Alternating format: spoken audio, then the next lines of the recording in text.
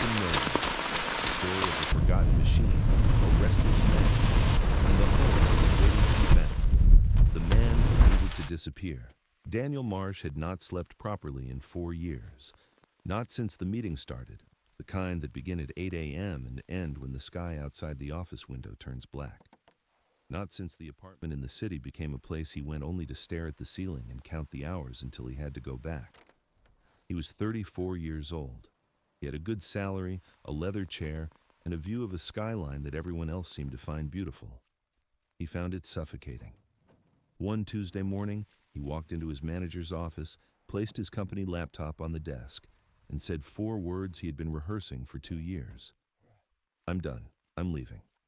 He drove north for 6 hours. Then he parked at the edge of a national forest, put his keys under the seat, and started walking into the trees with nothing but a worn backpack and the faint hope that the forest would know what to do with him, even if he didn't. Day 9. The first week nearly broke him. Rain on the 3rd night destroyed his fire. A wrong turn on day 5 cost him 4 hours and half his water. He cut his palm on a flintstone and spent an evening pressing moss against it in the dark, wondering if this had been the worst idea of his life. But the forest was a way of stripping things down.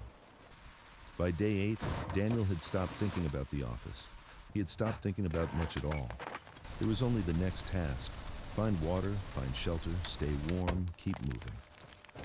On day 9, while following a narrow stream westward, he walked into a clearing he hadn't seen marked on any map. He stopped. He blither, half consumed by the forest, draped in vines thick as rope, trees growing up through the broken windows, were 2 enormous train cars. Old, massive, dark with rust and age, sitting in the middle of the wilderness as if the forest had simply grown up around them one morning and decided to keep them. They looked like something the world had forgotten on purpose, like a secret the trees had been keeping for 100 years. Daniel stood at the edge of the clearing for a very long time. Then he walked toward them. But the steel remembered. The first car was the worst of the 2. A wall had partially collapsed inward. The floor, whatever wood had once been there, had rotted into dark pulp. Broken glass on every surface, a smell of damp earth and iron and time. But Daniel pressed his bare hand against the steel frame of the wall and felt something unexpected. Solid. Completely, absolutely solid. He knocked on the steel rib with his knuckle. A deep, resonant clang rang out through the clearing, sending birds scattering from the canopy above. He knocked again, listening. No hollow weakness, no flex, just pure, century-old steel, as indifferent to time as the mountains. He spent 2 full days inside and around those cars, measuring with rough sticks, pressing on every surface, testing every beam. He barely slept. He barely ate. On the evening of the 2nd day, he sat on the bank of the stream with his worn notebook and wrote a single line. "The walls are standing.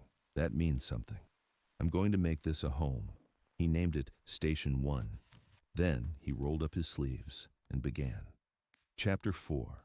The Language of Slow Work.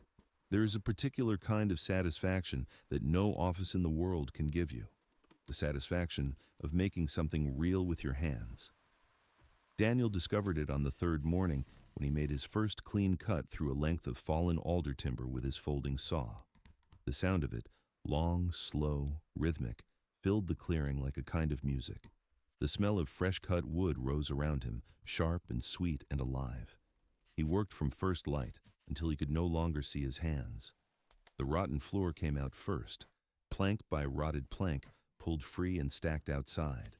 Then the new floor went in. He had no nails, no screws, no power tools, only the saw, a hatchet, a knife, and the knowledge that ancient builders had been doing this with far less. He notched each beam by hand, patient, careful cuts that allowed the wood to lock together without a single fastener. When the first section of the new floor held his full weight without flexing, he stood on it alone in the half-dark of the train car and felt something crack open in his chest. It wasn't pride exactly. The first car was the worst of the 2. A wall had partially collapsed inward. The floor, whatever wood had once been there, had rotted into dark pulp, broken glass on every surface, a smell of damp earth and iron and time. But Daniel pressed his bare hand against the steel frame of the wall and felt something unexpected. Solid. Completely. Absolutely solid. He knocked on the steel rib with his knuckle. A deep, resonant clang rang out through the clearing, sending birds scattering from the canopy above. He knocked again, listening. No hollow weakness, no flex, just pure century-old steel, as indifferent to time as the mountains. He spent 2 full days inside and around those cars, measuring with rough sticks, pressing on every surface, testing every beam. He barely slept. He barely ate. On the evening of the second day, he sat on the bank of the stream with his worn notebook and wrote a single line. The walls are standing. That means something. I'm going to make this a home. He named it Station 1. Then he rolled up his sleeves and began. Chapter 4. The Language of Slow Work. There is a particular kind of satisfaction that no office in the world can give you. The satisfaction of making something real with your hands. Daniel discovered it on the 3rd morning when he made his first clean cut through a length of fallen alder timber with his folding saw. The sound of it, long, slow, rhythmic, filled the clearing like a kind of music. The smell of fresh-cut wood rose around him, sharp and sweet and alive.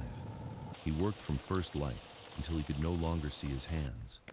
The rotten floor came out first, plank by rotted plank pulled free and stacked outside.